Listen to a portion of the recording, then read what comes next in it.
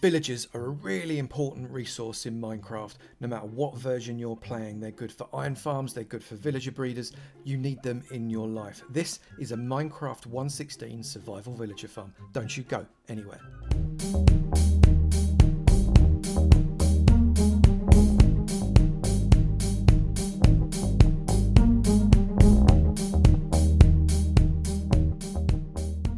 Good morning, good afternoon, good evening, and good night, and welcome to another episode from me, Avomance, in my Minecraft 1.16 farm tutorial series. Today, we're looking at a villager breeder for Minecraft 1.16 that works really well in Minecraft 1.16, although as if on cue they've started to have their little hearts pop up all over the place.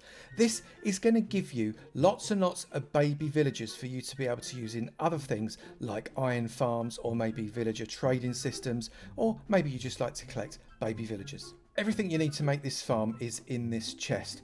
Now we've got 32 glass blocks. Depending on how you want to do an escape route, whether it's like a long tunnel or a very long drop, you may or may not want more of these, but you need at least 32. One fence post, 4 beds, 1 dropper, 1 lever, 1 redstone comparator. I've got structural blocks as warped planks and also crimson stems, but they could be cobblestone if you'd like.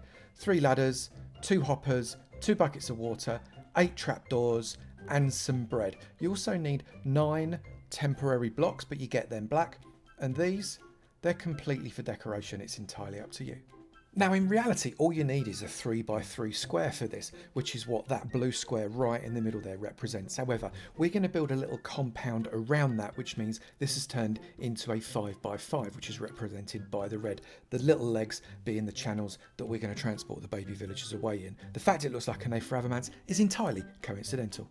First of all, come along with a temporary block. I'm using cobblestone purely as a temporary block. It's not actually part of the build. Here is your first decision. Are you going to make this vertical so you hold all of your baby villagers underneath your farm?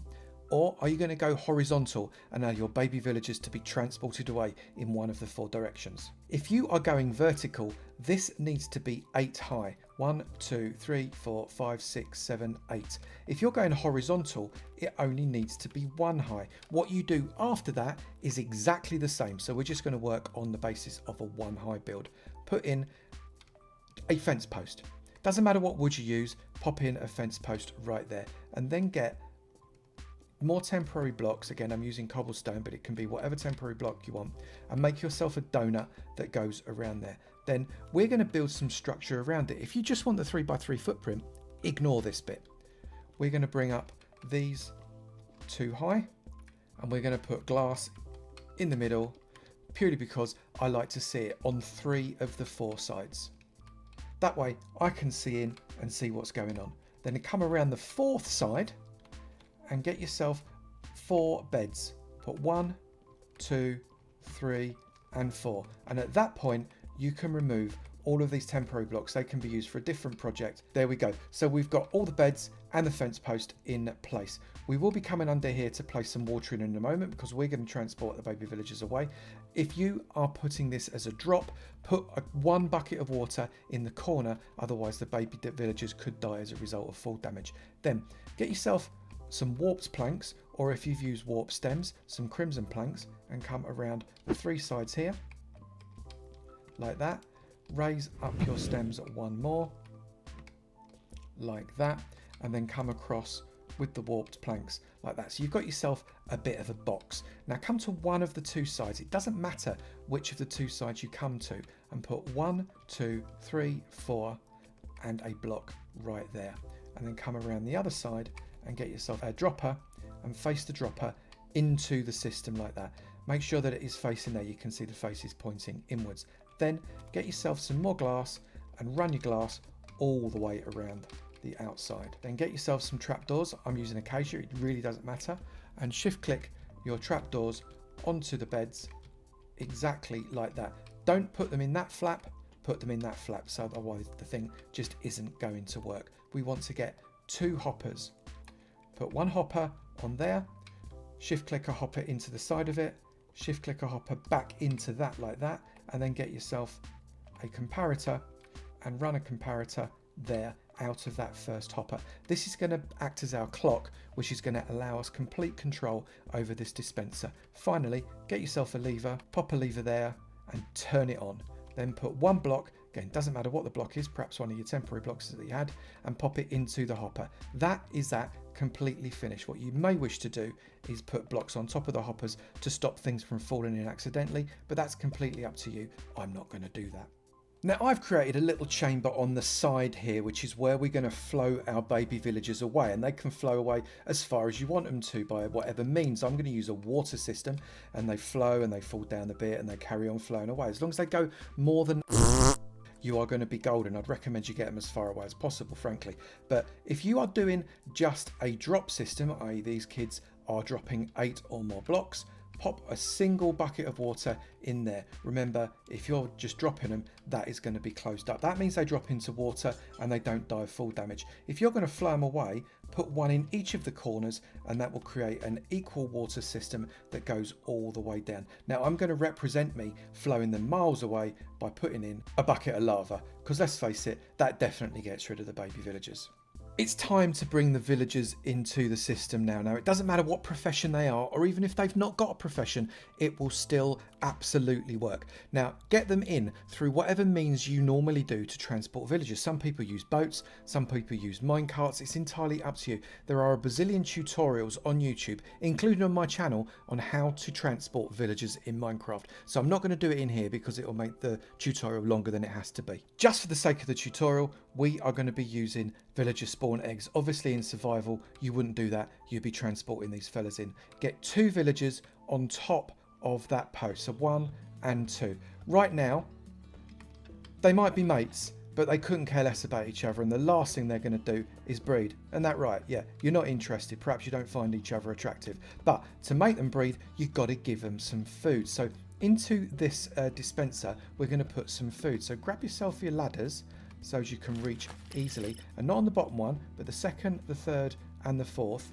Come up and get into the top of the thing, then you can get on into that inventory and fill the dropper up with food. Now I'm going to use bread purely because bread is the most efficient. You only need to give them about 8 pieces of bread to be able to get them start to breed, but you could use carrots or potatoes, it's entirely up to you.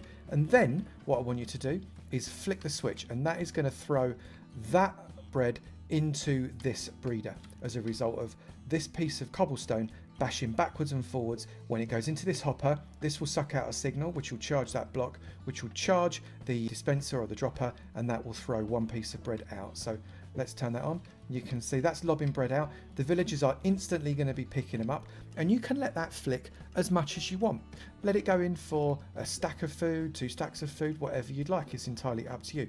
And when you've got enough, you can turn it off because the click is pretty annoying. Eventually, when they've got enough food, these guys are going to start to share the food, and we'll see some love hearts come in. There they are. And as soon as we get the love hearts, we can turn that off, and we should see a baby villager pop in downstairs pretty soon. There he goes. This poor little baby villager doesn't know what's in store for him. He's saying, "Mummy, I'm just popping down the shops." "Oh no, you're not. It's a bit warm there." Now, whilst they're making friends a little bit more, we're going to put a roof on this, because if you don't put a roof on it, you can end up having a lightning strike that turns one or both of your villagers into a witch. And witches are generally not that attractive for breeding. So to do that, you've got some choices. You can either tower up another couple of glass blocks, or if you wish, you could tower up another couple of crimson stems and replace that ladder there. I'm going to go with the crimson stem effect, I think.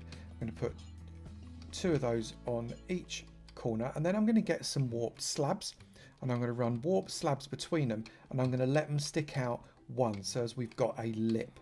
That does a number of things. What that will do is that will stop lightning strikes. Also, these warped and crimson woods are not going to catch fire from the lightning because they're fireproof. Let's face it, they're from the Nether. They're not likely to catch fire, are they? Also, what they're going to do is they're going to cover over this hopper here, which is going to make it even less likely that things are going to drop into the hopper. But again, if you want, you can put yourself blocks there just to make sure that nothing goes in. What I'm also going to do is I'm going to change these blocks here for lower slabs, because lower slabs are not spawnable, and as a result you won't get any mobs spawning on your roof, because that can just be really annoying. This farm will give you a new baby villager between every 5 and 6 minutes, meaning that you're going to get between 10 and 12 new villagers an hour from this one single farm. Now you have to make sure you transport those baby villagers way outside the range of the bed, because when they're born they claim a bed and they have to move 30 odd blocks away to be able to get rid of that bed, so that bed becomes free for the next baby villager. That's why burning them up in lava was working so well. Make sure you transport them miles away. If you have enjoyed this video, please do remember to slap that like button. It'd be great to know you enjoyed them, and I will keep on making. Also, if you've not done it already, please do hit that subscribe button. It'd be great to see you in my sub club, and I look forward to seeing you in another video. You take it easy now. Bye.